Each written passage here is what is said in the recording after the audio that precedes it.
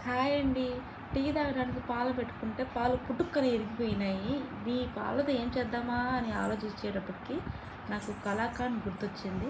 కలాకాండ్ చేద్దామా లేదా పన్నీర్ చేద్దామా అనుకుంటే కలాకాండే చేద్దామనిపించింది. ఎందుకంటే పన్నీర్ ఎప్పుడు తినేదా కదా! కలాకాండ్ మన చేత మనం చేసుకొని తింటే ఎలా ఉంటుందో అని ట్రై చేస్తే చాలా బాగా కుదిరిద్ది అనుకున్నాను. బట్ చేస్తున్నాను. ప్రాసెస్ అయితే మీరే చూసేసేయండి.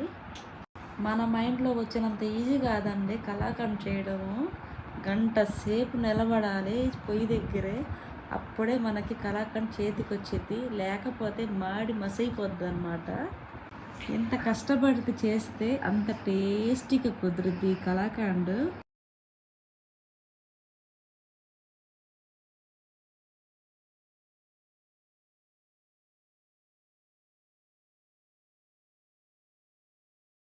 ఫైనల్గా అయితే కలాకండ్ అయితే రెడీ అయిపోయింది. ఈ వీడియో మీకు నచ్చినట్లయితే లైక్ చేయండి. Bye bye.